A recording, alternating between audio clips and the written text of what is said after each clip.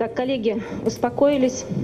Зоркий взгляд учителя, своеобразный менторский тон. Первый вице-премьер Коми Лариса Максимова заседание Кабмина начала, словно это сильно значимый урок с контрольной работой. Важность вопроса традиционная из года в год. Организация детского отдыха. Федеральные нормативы вновь изменились, сегодня другие стандарты безопасности, а детских лагерей с дневным пребыванием в республике намерены открыть аж 345.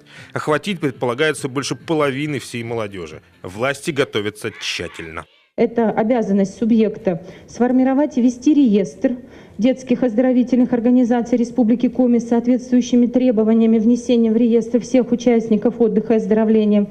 Это отдельная задача, которая стояла перед регионом и была внесена изменениями федеральных требований о введении модуля по программам профессионального обучения «Вожатый».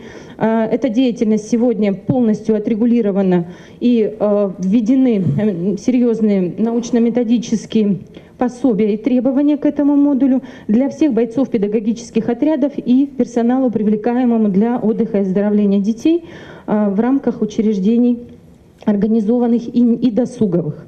Ну и, конечно, отдельные компоненты – это информационно-разъяснительные мероприятия для организаторов отдыха и их родителей. Информационно-разъяснительную часть дополнила спикер Госсовета Надежда Дорофеева. Она предложила муниципалитетам, по примеру Сыктывкара, взять и опубликовать на своих сайтах подробный план всех летних мероприятий для удобства.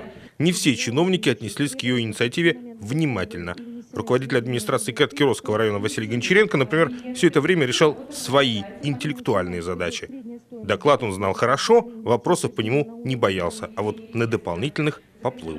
В этом году мы сохраняем уровень прошлого года, но будем корректировать эти объемы в сторону увеличения. Предложение Надежды Борисовны. Они актуальны, интересны, они принимаются. А в чем они интересны?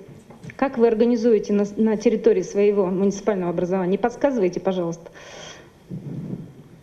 Василий Анатольевич, вы знаете, вы уж меня простите, но вот проболтать весь вопрос, особенно тогда, когда говорит председатель Госсовета, ну как-то вот, мне кажется, не очень. А предложение Надежды Борисовны очень было правильное. Впрочем, дальше все было серьезнее. Тем, кому не удалось попасть в летний лагерь, региональные власти предлагают поработать. В Коми сегодня 35 тысяч несовершеннолетних. По нормативам Минтруда регион обязан трудоустраивать 10%. В Коми этот показатель ежегодно увеличивают втрое. По данным нашего мониторинга, в трудоустройстве нуждается каждый третий подросток. За все эти годы мы не оставили удовлетворенной ни одну заявку. Именно поэтому у нас будет, как уже сказала Наталья Алексеевна, не менее 9 тысяч подростков трудоустроены в этом году. Именно поэтому у нас будет 5-е место в рейтинге субъектов Российской Федерации, достаточно высокое по количеству трудоустроенных. Однако на следующем слайде мы подчеркиваем, что сохранение численности трудоустроенных – это в первую очередь обеспечение профилактики подростковой преступности, беспризорности и других негативных факторов, которые влекут за собой необеспеченные занятостью летние каникулы. Школьная тема стала лейтмотивом заседания регионального Кабмина. Возможно, некоторые из ребят не бесплатно поработают и на благоустройстве своих школ. В прошлом году на ремонт образовательных учреждений республика потратила больше $500 миллиарда рублей. А это ремонт 401 школы и, как следствие, дополнительные 875 новых ученических мест с современным оборудованием. В этом уже потрачено 318 миллионов, и эту сумму придется увеличить в 3 раза по соображениям безопасности. Максим Васильев, Павел Фетисов, телеканал Юрган, Сыктывкар.